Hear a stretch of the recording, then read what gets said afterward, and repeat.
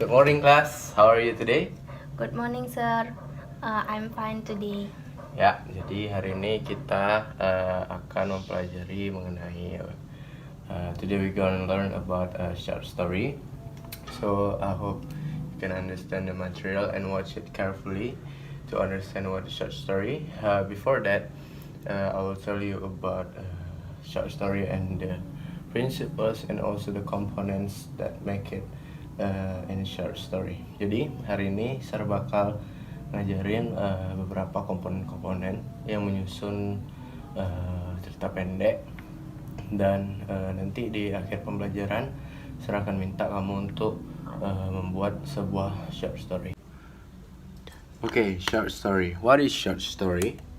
If you think about the definitions of short story atau cerita pendek, jadi cerita pendek itu is a part of prose. Jadi itu dia sebuah jenis prosa yang mana ceritanya itu is not a real story, but it's just a fictional, and the component of the story, the component of the story itu hanya dibuat-buat. Jadi dia nggak cerita real dan itu hanya fictional. And when we write a short story, the words is not more than 10,100 words.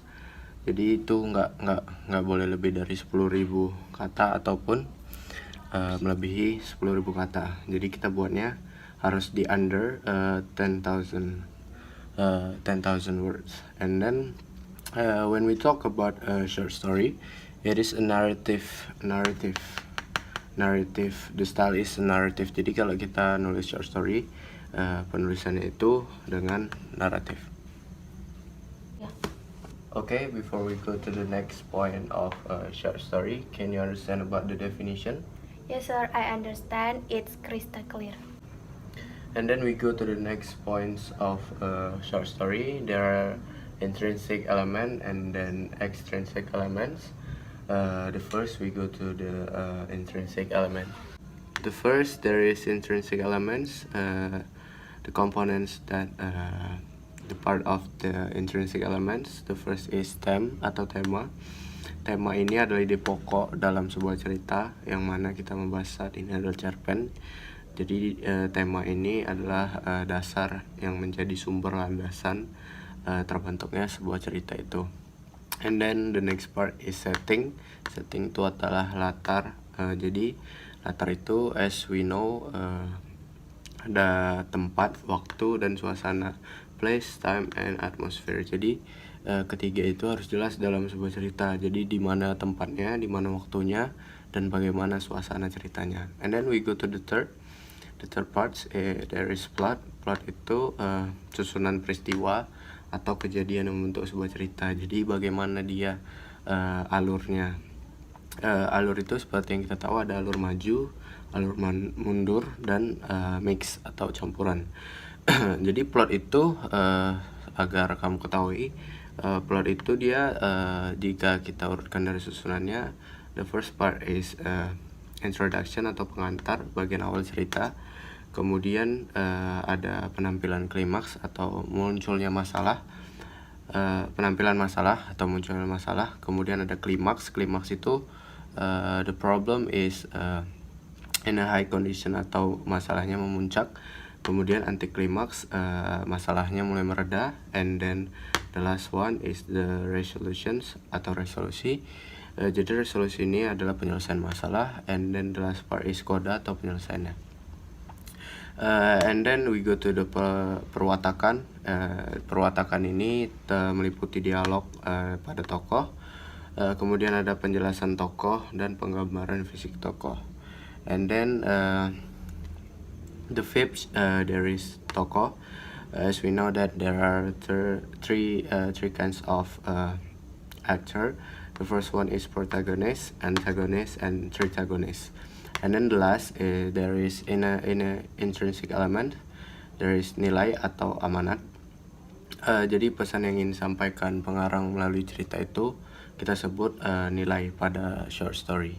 Jadi bisa saja penulis itu menyampaikan pesan melalui short story walaupun tidak secara langsung, tetapi melalui penulisan pada setiap paragrafnya. Okay, that's all about intrinsic element. Is there any questions? Sir, saya kurang mengerti pada bagian plot. Bisakah Sir menjelaskan lagi? Okay, when we talk about plot, there is a forward plot and then flashback plot and then mixing plot. Jadi ada alur maju, alur mundur, dan alur campuran. Ketika kita berbicara tentang alur maju, jadi dari pengantar, kemudian penampilan masalah, kemudian klimaks, anti klimaks, dan resolusi. Pada ceritanya itu berurut dari pengantar sampai dengan resolusi. And then if we talk about the flashback plot atau alur mundur, itu dari resolusi, anti klimaks, klimaks, penampilan masalah, dan pengantar kita putar balik. Jadi dimulai dari resolusi kemudian sampai ke pengantar. And then if we talk about the missing plot, itu adalah penggabungan dari forward plot and then flashback plot. Jadi alur campuran itu seperti namanya dicampur, jadi antara alur maju dan alur mundur. Jadi pada cerita itu bisa saja pada paragraf pertama ataupun kedua itu menggunakan forward plot, kemudian the rest of the paragraph using flashback plot. Jadi seperti itu.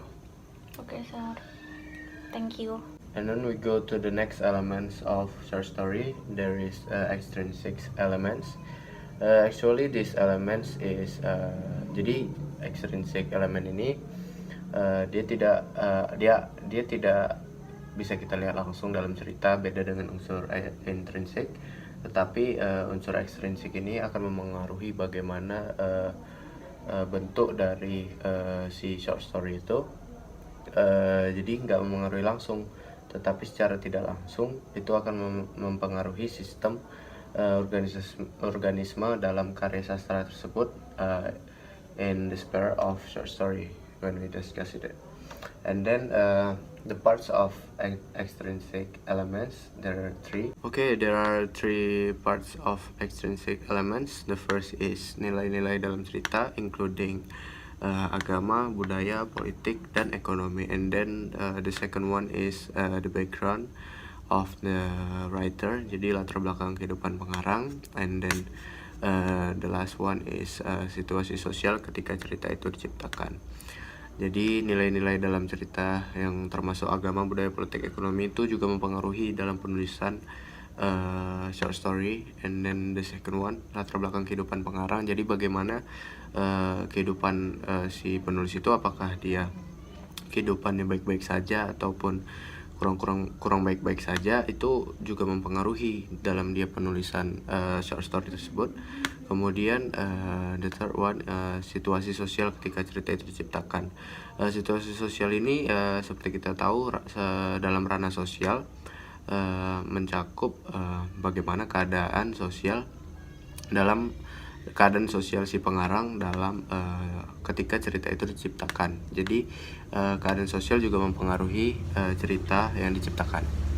Okay, that's all about extrinsic elements of the short story. Is there any questions? No, Sir. I understand. I'll give you an example. I read you a short story based on our topic today. To make sure that you can understand about short story clearly, I read it in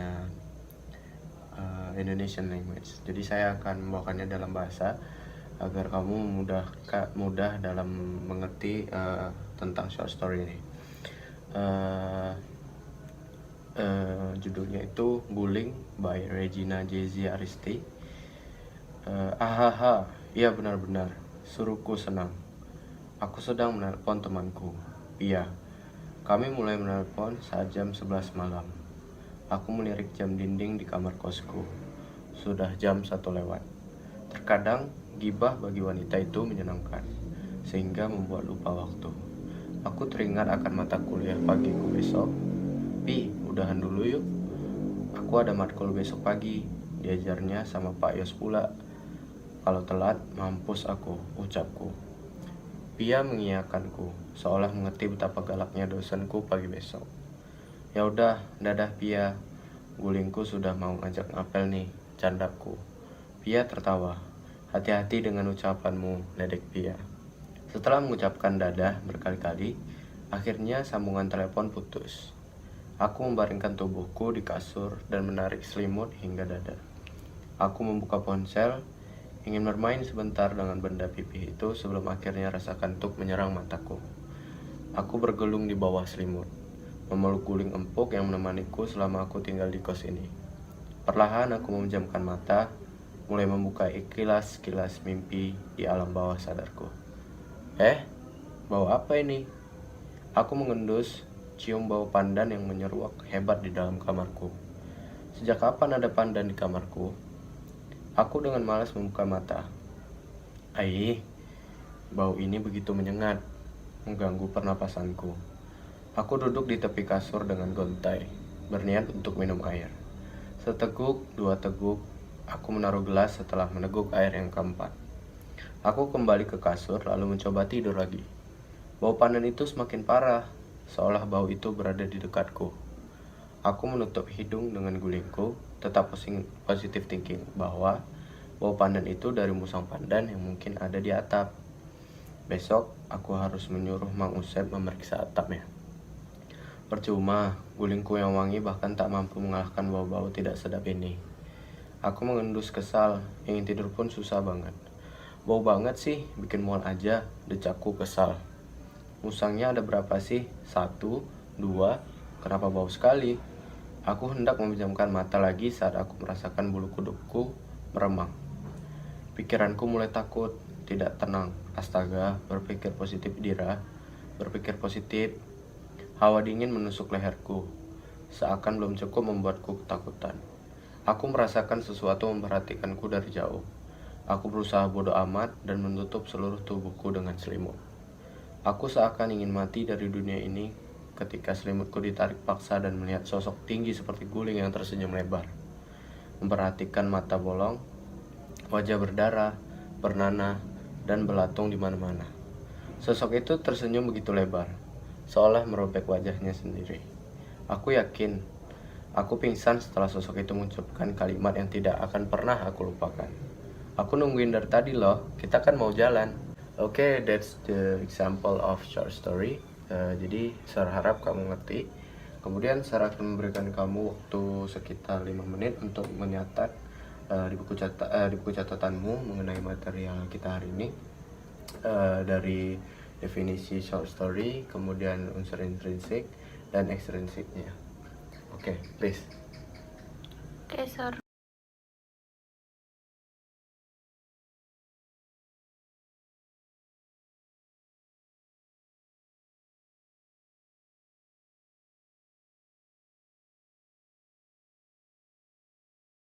Okay, now please prepare your exercise book.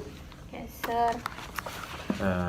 Now I want you to write a short story based on your understanding.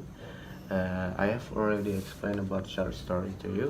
Sekarang Sir punya 4 tema yang akan menjadi tema dalam short story kamu.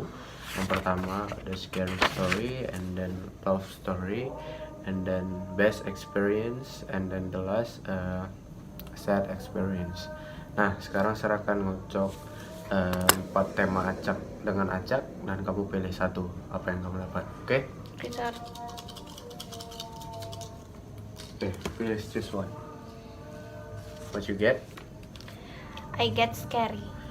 Okay, now please for about 15 minutes write about a scary story and narrative in a narrative form or short story.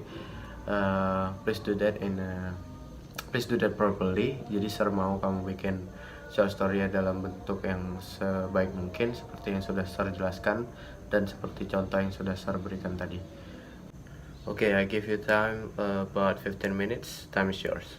Oke, sir.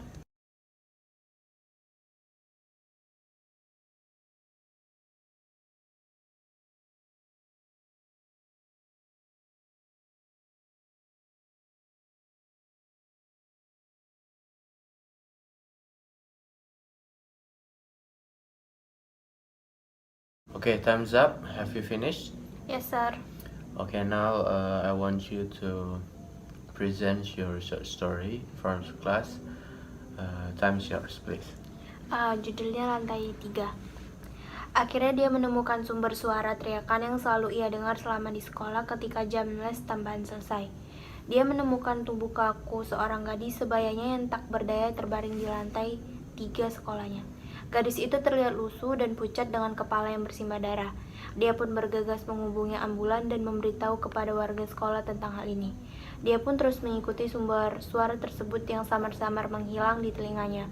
Sampai akhirnya dia melihat seorang gadis yang terlihat murung di ujung lorong lantai 2 seperti memanggil namanya. Dia mengikuti gadis itu sampai ke lantai 3. Suara itu terdengar jelas di telinganya seperti suara orang yang merintih kesakitan. Karena dia tidak tahan, dia pun teriak dan satu kelas kaget mendengarnya. "Jangan ganggu aku," teriaknya, yang sontak membuat seisi kelas kaget. Tentu saja guru lesnya menanyakan ada apa dengan dirinya, tetapi dia tidak ingin memberitahu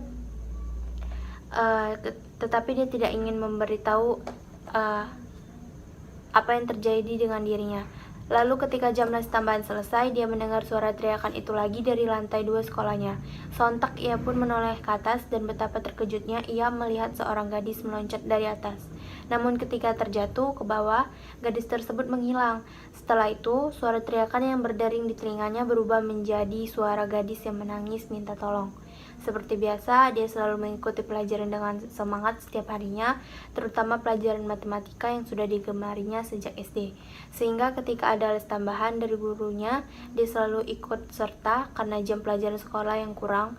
Namun, semua itu berubah ketika dia selalu mendengar suara teriakan dari lantai atas sekolahnya yang saat jam les tambahan selesai. Pada saat itu, dia selalu mengabaikan suara itu karena menurutnya itu hanyalah imajinasinya saja. Tetapi ketika ia mendengar suara itu jelas seperti memanggil namanya, ia mulai merasa takut akan hal itu. Dia adalah anak gadis yang cantik dari seorang pengusaha yang sukses. Dia baru saja duduk di bangku SMA beberapa bulan yang lalu. Dia memiliki perawakan yang baik dan tidak sombong, walaupun difasilitasi dengan harta yang berlimpah oleh ayahnya. Dia juga anak yang pintar. Sejak SD dia sangat menggemari pelajaran matematika dan selalu memenangkan olimpiade matematika. Okay, thank you Rizky Afifa, such a good story. Now I'll collect your exercise book and then I'll check it and give you a mark. Thank you for today, thank you for coming to the class and thank you for your attention. Before we end our class, let's say Alhamdulillah, Alhamdulillah Rabbil Alamin. Thank you so much for your participations. I appreciate it. Wassalamualaikum warahmatullahi wabarakatuh. Waalaikumsalam warahmatullahi wabarakatuh, Sir.